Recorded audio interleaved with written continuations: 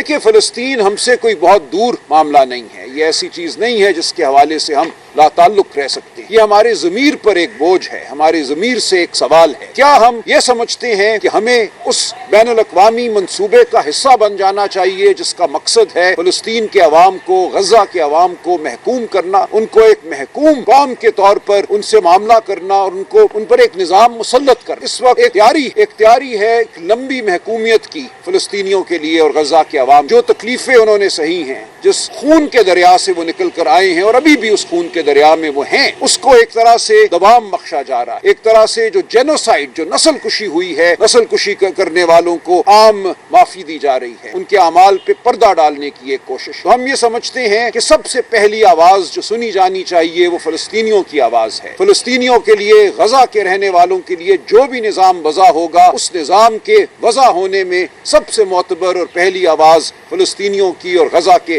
رہنے والوں کی ہونی چاہیے۔ ہم کسی ایسے نظام کو قبول نہیں کریں گے جو مسلط کیا جائے فلسطینیوں پر، جس کے ذریعے ان کو ایک محکوم قوم تصور کیا جائے۔ تو اس وقت جو کچھ ہو رہا ہے اس میں ہمیں فلسطینیوں کی آواز نظر نہیں آ رہی۔ فلسطینیوں کا جینا اس وقت جو ہے وہ مشکل کیا ہوا ہے۔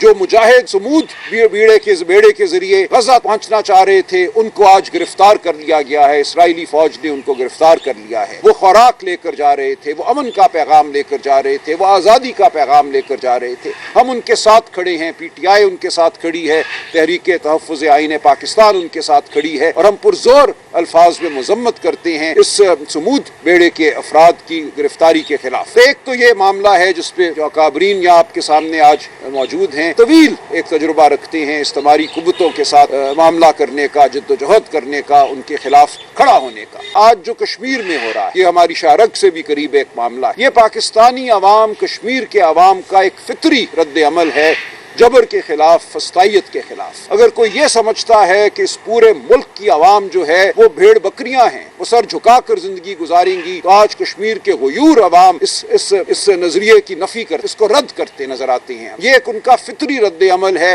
اس کو سازش کہنا، اس پر گولیاں برسانا، لوگوں کو شہید کرنا بے وقوفی تاریخ معاف نہیں کرے گی۔ جو آج کشمیری عوام کی آواز کو دبانے کی کوشش کرے گا اس آواز کو نہیں سنے گا۔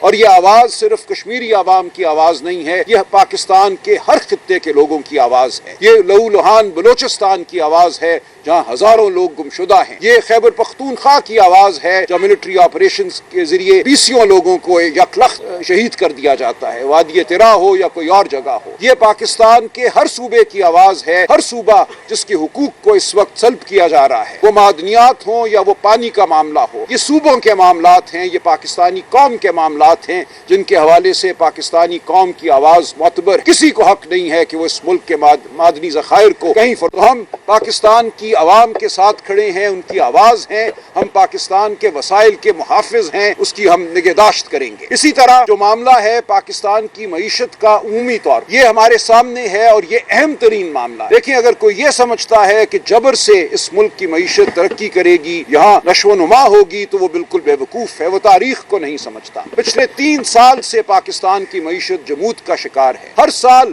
غربت میں اضافہ ہوا ہے۔ ورلڈ بینک کی حالیہ رپورٹ نے کہا ہے کہ اس وقت پاکستان کی آبادی کا 44% غربت کی لکیر سے نیچے ہے۔ اس وقت پاکستان کی یوتھ، پاکستان کے نوجوان 15 سال سے 24 سال کی عمر کے جو نوجوان ہیں، ان میں سے 37% ایسے ہیں جو نہ کسی تعلیمی ادارے میں جا رہے ہیں، نہ ان کو روزگار میسر ہے۔ 37%۔ یہ نوجوان پاکستان کی معیشت کی، پاکستانی قوم کی ریڑھ کی ہڈی ہیں، آپ نے اس ریڑھ کی ہڈی کو معذور کر دیا، نہ تعلیم ہے نہ روزگار ہے۔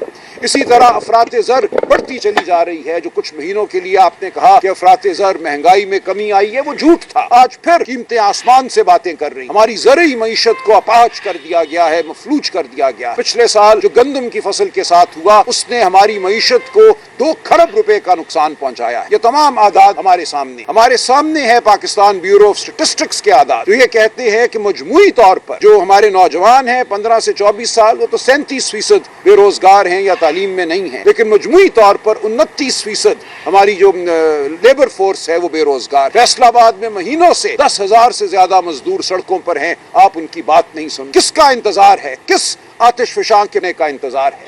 یہ ایک ایسا نظام ہے اس وقت فارم 47 پر مبنی ہے، جو مصنوعی ایک نظام ہے، جو جھوٹ پر مبنی ہے، کفر پر مبنی ہے، اور یہ نظام گونگا اور بہرا بھی ہو چکا ہے، اس کو حقیقتیں نظر نہیں آ رہی۔ یہ نظام اب قاصر ہے پاکستان کی عوام کو اپنے ساتھ لے کر چلنے سے۔ تو ہم آپ کے سامنے بیٹھے ہیں، ہم بالکل اس عزم کے ساتھ بیٹھے ہیں کہ ہم نے اس وسطائیت کے نظام کو ٹکنے نہیں دینا، ہم اس کے ساتھ معاملہ نہیں کریں گے، ہم اس کے خلاف کھڑے رہیں گے، ہم اس کے خلاف مزاحمت کریں گے اور اس نظام کو ہم شکست دیں گے۔ اور اس شکست کا ایک بہت بڑا مارکا ہمارے سامنے کھڑا ہے۔ پاکستان سپریم کورٹ بار کے الیکشن اب آئے چاہتے ہیں۔ 16 اکتوبر کو پاکستان سپریم کورٹ بار کا الیکشن ہے، اس کے بعد نومبر کے پہلے ہفتے میں سارے صوبوں کی جو صوبائی بار کونسل ہیں ان کے الیکشن۔ تو یہ پاکستان کی عوام، ہماری وکلاء برادری کے لیے ایک امتحان ہے، یہ ایک بہت بڑا موقع ہے کہ ہم فسطائیت کو شکست دیں، ہم 26ویں آئینی ترمیم کے جو ساتھ کھڑے ہیں ان کو شکست۔ اس 26ویں آئینی ترمیم نے پاکستان کے آئینی نظام پر حملہ کیا ہے، عدلیہ پر ایک کاری ضرب لگائی ہے،